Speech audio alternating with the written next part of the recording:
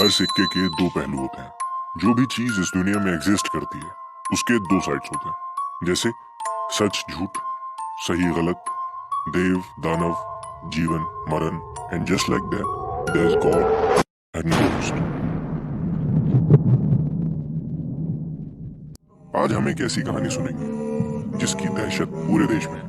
कैसे एक खूबसूरत किला एक भयानक खंडर बन गया, कैसे बना Bhangarh the most haunted place in India. ये माना जाता है कि आमिर के राजा भगवंत दास ने अपने छोटे बेटे माधो सिंह प्रथम के लिए 1573 में भानगढ़ का किला बनवाया था, जो कि आज कुछ ऐसा दिखता है।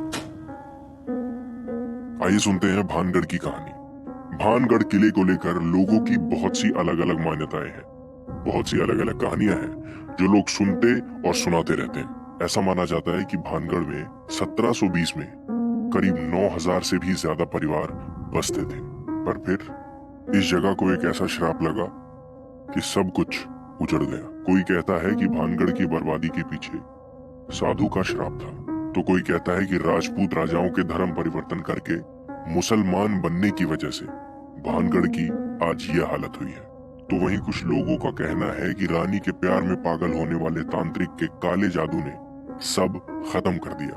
अब हकीकत में क्या हुआ और क्या सच है और क्या झूठ, ये पता कर पाना तो बहुत ही मुश्किल है, पर भानगढ़ में कुछ अलग है, ये हम सब जानते हैं।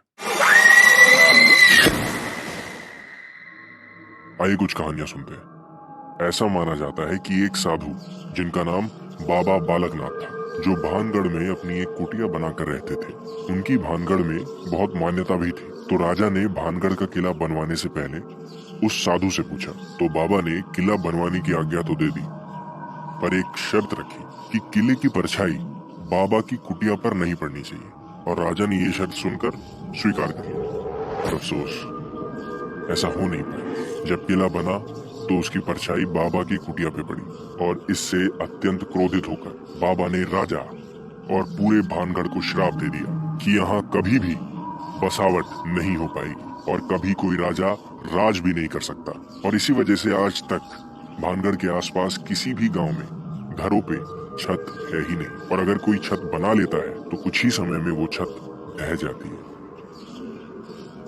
वहीं एक कहानी ये भी कहती है कि भानगढ़ की राजकुमारी रत्नावती, जो कि बेहद खूबसूरत थी, उनके लिए बहुत रिश्ते आते, पर राजकुमारी किसी को हाँ नहीं करती। एक दिन राजकुमारी रत्नावती अपनी सहेलियों के साथ भानगढ़ के बाजार में घूमने चली गई। वहीं एक तांत्रिक जादूगर सिंधु सेवड़ा की नजर राजकुमारी पे पड़ी और उसे राजकुमारी बेहद पसंद आ गई। पर सिंधु ये भी जानता था कि राजकुमारी को हासिल कर पाना उसके बस की बात नहीं थी, तो उसने एक ऐसा काम करने का निश्चय लिया जिससे भानगढ़ की तकदीर हमेशा के लिए बदल गई। सिंधु ने देखा कि राजकुमारी अपने लिए इत्र खरीद रही है, तो उसने उनके इत्र की शीशी पे काला जादू कर दिया, जिससे होगा क्या, जैसे ही राजकुमारी वो इत्र लगाएंगी वो तांत्रिक की तरफ आकर्षित हो जाएंगी। पर वक्त रहते राजकुमारी को सिंधु की इस हरकत का पता लग गया और उन्होंने वो इत्र की बोतल को खिड़की से नीचे फेंक दिया, पर वो बोतल एक बड़े से पत्थर पे जा गिरी, और जो जादू राजकुमारी पे होना था अब वो उस पत्थर पे हो गया था। पत्थर तांत्रिक की ओर आकर्षित हुआ और तांत्रिक पे जा गिरा, पर इसी की वजह से तांत्रिक सिंधु की मौत हो गई। पर मरते मरते सिंधु ने पूरे भानगढ़ को, राजकुमारी रत्नावती को ये श्राप दिया कि रत्नावती कभी भी किसी की नहीं हो पाएंगी और भानगढ़ में सिर्फ लाशें होंगी।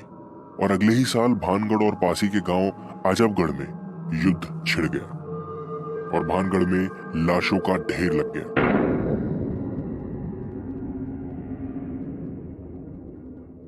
इस युद्ध में आजबगढ़ जीत गया और भानगढ़ के बचे हुए लोग धीरे धीरे आजबगढ़ में बसने लगे। युद्ध के दौरान ही राजकुमारी की भी मौत हो गई और तब से भानगढ़ किला भूतों का भानगढ़ बन गया। आइए आपको आज का सच बताते हैं। आज भी हर सवेरे भानगढ़ के बाजारों के खंडरों में चूड़ियां, सिंदूर, इत्र, मिठाई फैली हुई मिलती है। ऐसा माना जाता है कि आज भी हर रात बाजार लगता है। कौन लगाता है पता नहीं, कौन घूमने आता है ये भी नहीं पता, पर आसपास रहने वाले लोगों ने बाजार लगने का शोर इत्र की खुशबू, मिठाई बनने की खुशबू और भी बहुत सी चहल पहल का एहसास किया है। जब आप किले में घुसते हो तो आपको एक अलग सा एहसास होता है। कई बार तो ऐसा भी हुआ है कि बहुत से लोगों को भानगढ़ में घूमते हुए बहुत बार ऐसा लगा है कि कोई उन्हें फॉलो करता है। लोग ऐसा भी कहते हैं कि कभी लगता है कि कोई उनको आवाज दे रहा है और कभी लगता है कि कॉन्स्टेंटली उनको कोई देख रहा है और कभी लगता है कि कोई हमारे साथ साथ चल रहा है। पर ये सब एक, दो या तीन लोग नहीं कह रहे, ये ज्यादातर लोग जो भानगढ़ किले को घूमने और देखने जाते हैं उन सब का कहना है। सरकार ने भानगढ़ पे सूरज ढलने के बाद एंट्री पे रोक लगाई हुई है, क्योंकि ये कहा जाता है कि जो सूरज ढलने के बाद यहाँ आया है वो वापस नहीं जा सका। और ये लापता हो जाने और कभी वापस ना आने की भी कई कहानियां हैं। कुछ दोस्तों ने, कुछ अंग्रेजों ने और तो कुछ साइंटिस्ट्स ने भी भानगढ़ में रात भर रुकने की कोशिश की, ये पता लगाने के लिए कि आखिर सच क्या है। इनमें कुछ लोग कभी वापस नहीं आ पाए, तो कुछ लोग आकर भी कभी कुछ बता नहीं पाए। अगर आप भूतों के भानगढ़ के बारे में और भी अनकही और अनसुनी चीजें जानना चाहते हैं और समझना चाहते हैं कि इसके पीछे की कहानी है क्या, तो डिस्क्रिप्शन बॉक्स में हमारे ब्लॉग का लिंक है, आप उसे भी पढ़ सकते हैं। हम जानते हैं कि भारत एक ऐसा देश है जहां परंपरा, अध्यात्म, किस्से और कहानियां भरपूर है। इसीलिए यहाँ देखने, जानने, सीखने और समझने के लिए बहुत कुछ है। जुड़े रहिए हमारे साथ और जानते रहिए ऐसी कहानियों और किस्सों के बारे में जो सच में अविश्वसनीय है।